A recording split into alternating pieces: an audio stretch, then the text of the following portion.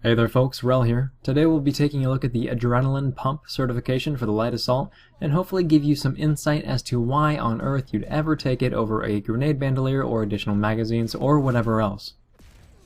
Adrenaline Pump is a 1-rank Light Assault certification that will cost you only 30 cert points, and it can be equipped in the suit slot. The description doesn't give you any specifics, but the intended effect is to make you sprint faster.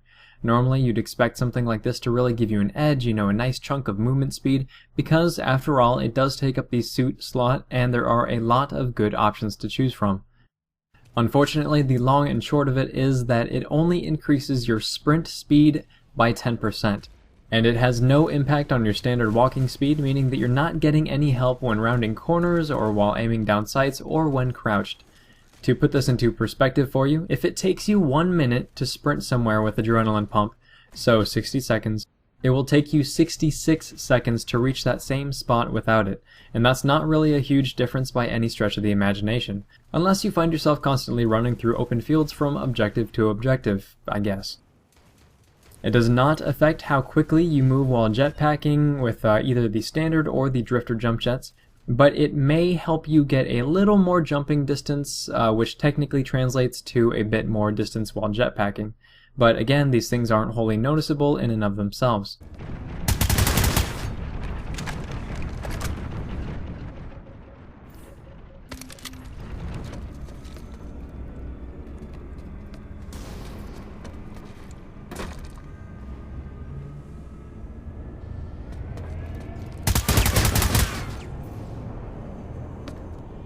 There are maybe a couple of redeeming qualities to the Adrenaline Pump, however, and the first is likely a placebo effect, but it just feels better all around. And I know that sounds very strange, but I do use Adrenaline Pump on one of my drifter builds. And as an example, here's something to think about. Flashbangs blind enemies for 5 seconds at most, and you need to keep yourself outside of the initial blast so you do not blind yourself. Now, let's say that you throw a flashbang, and during that 5 seconds, you're able to make it to your blinded enemies and fire off a single shot. So if you had Adrenaline Pump equipped, you would have another half second to play with.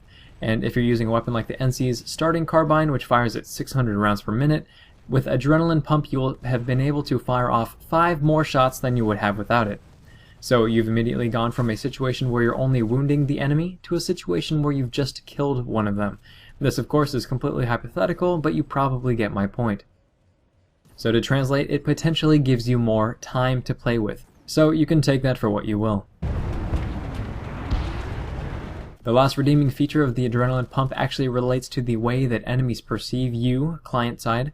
In most first-person shooters, the person who rushes has an advantage, and as I understand it, I'm not a tech guy, this is either due to the client-side calculations or lag compensation measures.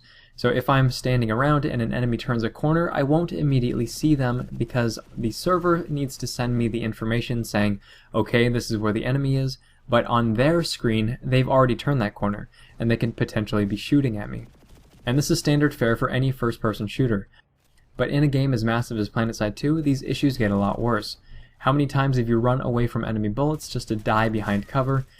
You know on your screen that you are behind cover, you're safe, but on the enemy's screen, you're still in the process of running. And since they're shooting at you on their screen, that damage is going to be tallied up and then sent to your client. So how does Adrenaline Pump play into this?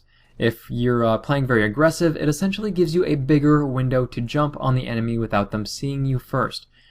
So here's the first test. I'm a light assault with a shotgun, and I'm going to turn the corner and pow our friendly volunteer in the face, or at least try to.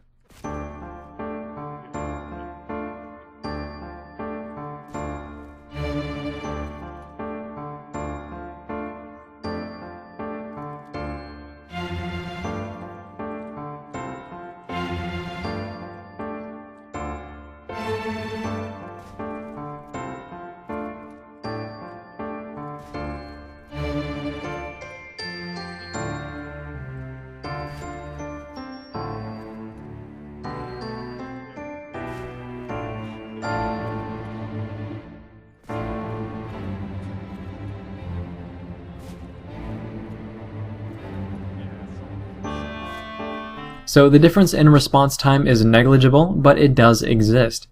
Right now, the Light Assault revamp is unscheduled on the roadmap, so I'm not sure when the class will be getting reviewed again, but hopefully changes to the Adrenaline Pump is something that they can consider.